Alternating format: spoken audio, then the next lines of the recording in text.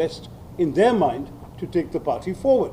That's all there is. So I am totally in agreement with Mr. Kharge.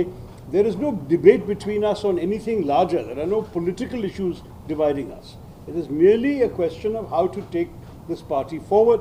And there I have laid out my views. They're available publicly. If any of you need copies of the manifesto, we're bringing extra copies today, and we'll give it to all of you so that you actually have a reminder. हाँ हाँ जरूर जरूर हिंदी में अगर पूछना चाहते हैं तो प्लीज पूछिए मैं खड़गे जी ने बताया कि नहीं जो भी आप चाहते हैं it would be better if there was a consensus candidate when it comes to, but what is your response to that? No, when I spoke to Mr. Kharge, it was first of all to say I wish you well. You know that I have enormous respect and fondness for you. You may know that when he turned 80 a few months ago, he himself requested, and I very happily obliged, that I write a tribute. Because he has an extraordinary career. He's been elected 9 times MLA in Karnataka, twice to the Lok Sabha, once to the Rajya Sabha. This is a gentleman who's been a giant of our country's politics and one of the top leaders of the party. I was very happy to oblige. So I'm just reiterating, I have nothing personal at all against Mr. Kharge at no point, and I believe he has nothing personal against me because we have been good friends throughout. But I wanted to say that when we spoke, and I wished him well, and he very graciously wished me well as well, he said, I would have preferred it to be by consensus, but he continued that same sentence without a pause. He said, but that is not possible in a democracy. And I said, I agree. I said, but let's carry this conversation forward in this friendly spirit. So it is a neutral, the Gandhi family is neutral, the Gandhi, everybody related to neutral. So I've seen the Gandhi family individually, all 3 of them, and each of them has repeated 2 things that it's very important to stress. Number 1, that they welcome a free and fair election, that they think that having a number of candidates would strengthen the party, and at the same time, that there will be no official candidate and they will stay neutral. These are their own words, and they have been saying it in a very friendly way. It was not said in any sort of hostile or critical way, and that's why I felt that given that neutrality, there would be every condition available for us to go forward and present our views to the Congress colleagues. Yes. This question, sir, in election campaign, I'll come to you. Last one for you. Sir, you come here for the election campaign, but we've seen that not the cadre from the Telangana Congress committee has joined you, welcomed you, or met you. And the other thing, sir, the CLP leader here, Pradeep Kramaka, has clearly stated he has requested you to take back your candidature and nomination, and then Kharge ji will move forward. So this kind of response from the Congress cadres, how do you see this? Now, first of all, there were a lot of congressmen who showed otherwise yesterday when I came, so I'm not worried, and I'm getting also a lot of calls. Campaigning is not only about official matters or public matters. There are a lot of conversations we have on the phone and in person with people, and I have a lot of well-wishers in Telangana and Andhra that I'm happy to have their support. But let me stress, I am not going to withdraw, despite my respect for Mr. Kharge, because to do so would be to betray the very many colleagues from across the country who spontaneously came forward and urged me to contest in the first place, after they have extended themselves, even sometimes at the disapproval of some of their seniors, because most of these are young, ordinary party workers, and they have done it because they really believe in me and in change. I will not let them down. Sir, yeah. How do you feel this election, sir, whether for internal democracy or because already this fight inside, you are part of G23 group. If you are contesting, like, what message? First of all, there is no G23 group. Let me stress, there never was. It was a media idea. This whole, as far as I can tell you, a couple of senior leaders wrote a letter. They invited a large number of people to support them. They told me that by phone they had contacted over 100 people who had expressed support. It so happened the COVID lockdown was on in 2020, and at that time only 23 people were available in Delhi to sign it. So that's why 23 signed it. It could have been 100, it could have been less, could have been more. These were the people who were available to sign it, that's all. And having said that, I have never seen all 23 in the same room at the same time. That's number 1. Which means that there is no group or organization of that nature. Secondly, as you know, the vast majority of those who signed the letter have supported Mr. Kharge. So I've not only not sought to be a representative of that group, but very clearly I have not got any backing of quote-unquote G23. What is the election about? The election is about how the Congress party should be best equipped to take on the formidable challenge of the ruling party in the government today, which is the BJP. They have won 2 elections. And from my point of view, in both elections, our voting percentage remained around 19%. I think it was 19.4 in 2014, 19.7 in 2019. And we know that unless we can attract voters back who went to the BJP on those 2 occasions, we will not do much better in 24. Therefore, it seems to me and to many of those who support me that we need a renewed, reinvigorated Congress party where the party is mobilized effectively to take on this challenge. And the only difference is how do we do it? I'm sure that Mr. Kharge has his own vision, I have my own vision, and we'll let the delegates choose. That's all this is about. So, yes? After 50 years, there's a possibility of the Dalit becoming Congress president. So if you withdraw, how do you see this? No, but the Dalit will become Congress president also if he wins the election. Look, my point of view is I see Mr. Kharge as a very great leader, well beyond any question of caste identity. I think Mr. Kharge himself would not say that he is principally a Dalit leader. He's also a Labour leader, he's a Congress leader, he's a Karnataka leader. Caste is one aspect of his identity as it is one aspect of others. For me, I have never seen Mr. Kharge or any of my colleagues purely on the basis of caste. Secondly, I myself happen to have just published a book that I authored on the life of Dr. Ambedkar. I went to the Diksha Bhumi and presented the first copy of the press to the trustees there. Everyone knows that on these issues, there is not even this much daylight between me and Sri Kharge or any other of the principal leaders of the Dalit communities across the country on the issues of Dalit uplift. The Congress party has a strong position on this, and the Congress party's position is also my position. But I don't believe that this election has anything to do with caste. We are discussing how the party should move forward. And believe me, I think it would be in many ways an issue for a group of people who are like a family, we are after all colleagues, to decide what kind of colleague wants to move forward. You know, I think in many ways that Mr. Kharge is one of our most respected faces. And I would not particularly want to reduce him to any one aspect of his identity.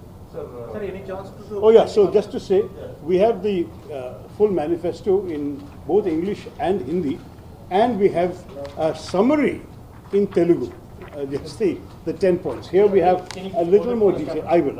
So these 2 are English and Hindi, and this is Hindi and Telugu. So can you just hold this one? Sure. Can you hold English and Telugu? We've got copies. My apologies. There we are. Okay. Chance to meet the TPCC. We've got meetings lined up. Yeah. Sir, one question, sir.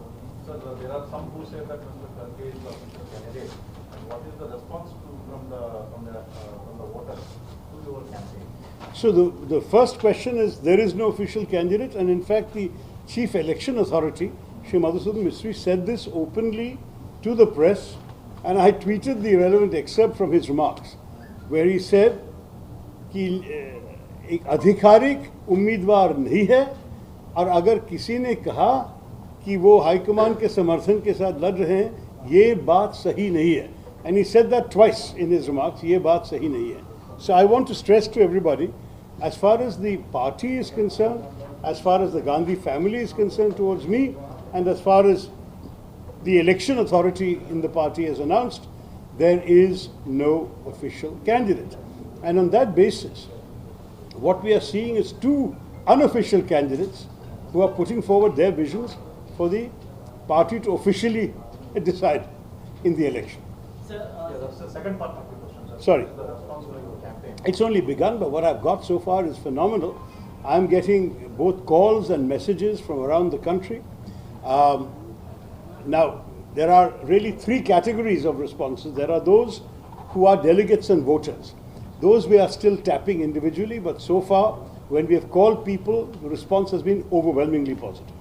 Second, there are the Karyakartas who are not delegates, but who, because they are the hard-working people who are working every day for the party, their reaction, their enthusiasm is also a sign.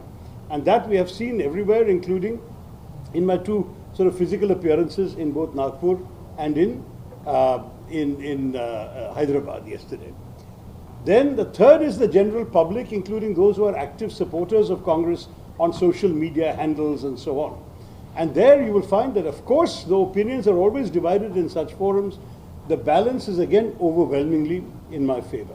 So I have been encouraged, in fact buoyed by this kind of reaction, that in the three different categories of people who take an interest in the Congress Party's future and in the Congress Party's politics, that there is, for me, very, very considerable enthusiasm, and that gives me the energy to carry on. What are the other places that you are planning to visit? So we have a number of trips planned. I'm off to Trivandrum tonight. We are going to Chennai. We are going to Mumbai. We are going to Lucknow, Patna, Kolkata. We are going to Guwahati, Dimapur, Ahmedabad, and Delhi, of course, in between. In fact, in Delhi, I will be launching on the 13th my Ambedkar book formally. I presented the first copy to Diksha Bhumi, but the actual formal publication launch is in Delhi on the 13th. We can take two more questions. Sir, since you're talking about reforms in the party, this TPCC, Telangana Pradesh Congress Committee, is plagued with so many problems. Like TPCC president would say one thing and immediately seniors would swing up and they would oppose it. Like the problem is persistent from since his appointment. So what do you take on solving such things? I think it would be inappropriate for me to comment on any specific case. On a general basis, I have talked about the need to empower the party at all levels. I believe we have a fairly centralized command structure in the party, which starts at the top in Delhi, and as a result, there is a level of centralization, which means that almost all significant decisions have to be decided and taken in Delhi. Even the appointment of a district Congress president is approved in Delhi, and I've suggested that this is something that we can reform. I've also gone in some detail in the manifesto, so anyone needs to refresh their memories, they can take English and Hindi here. You will find that there is a certain level of desire to increase the influence and participation of youth and women, to reach out more to industry and professionals. As you know, I was the founding chairman of the All India Professionals Congress. One example of a reform that I introduced in that organization is that at each of our levels, chapter, state and national, we have a rule that 1/3 of office bearers must be women, minimum. If there are 2 out of 3, no problem, but if there's less than 1, that is not accepted in our organization. So that's a concrete way of bringing women into positions of greater visibility and activity in our party. That kind of thing shows that I am not just talking, I have shown that we can walk the talk in our organization. So those are the kinds of things that I'm talking about. Individual situations, people ask somewhere about Rajasthan, somebody asks about Telangana. I don't think it's right for me to comment on specific cases. First of all, the existing Congress president is looking after these matters. And secondly, the campaign is not about specific cases, it's about the overall revitalization of our party. You were in Hyderabad, given the interesting... Okay, well, I'll take both. Sir, Shashi Tharoor, given the interesting data, the TPCC chief close relative lost either here. Yes, I was... So, for someone programs and Gandhi Bhavan में press meet भी लगाया. क्या देख रहे हैं? ये बात ये है कि... Sir, the main question is, sir, you can address delegates in Gandhi Bhavan also, you did not do that's the main question. No. PCC chief. PCC chief had very graciously Sir, invited... I'll just tell you, you came to Hyderabad election campaigning and you did not meet Revanth Reddy when you learned that... He did not meet you. He did not meet you in spite of his family relative has died and you just tweeted a tweet. Okay, so he's holding a press meet at around 2 o'clock in Gandhi Bhavan, the head office of Congress Telangana. Why didn't you go meet him there and you're holding a press conference here? Well, first of all, he invited me to visit him at his home, and when he said that unfortunately I had to suddenly rush off because of this condolence, I expressed my condolences to him as well as publicly. Thereafter, he is welcome to invite me to the PCC. I'll be very happy to go there. The 2 o'clock, I have already got a prior commitment with the FICCI flow I mentioned. But after that, I'm happy to go and see him there or at his home or wherever he wants. That is not a problem for me. It depends on his availability And as far as I'm concerned, there are no rivals, as I said, in the party. We are all colleagues. And as a colleague, it is a pleasure to call on our PCC chief. Team also claimed that they were not aware of your visit to Hyderabad. No, we certainly had called in advance. But the point is, listen, as I said, there's nothing official about this. This is a courtesy, and perhaps because it's so early in the campaigning days, messages have not reached. The Chief Election Authority, Mr. Mistry, is messaging all the PCC chiefs. He has told me this himself. He spoke to me yesterday. And therefore, perhaps because this was early in the campaign, he hasn't got it. All the PCC chiefs are being informed that they should extend full cooperation to any candidate who comes. Last question. Who was it? So they have already invited you. Yeah, to go to his home. In fact, we had already got a commitment, but then, yes.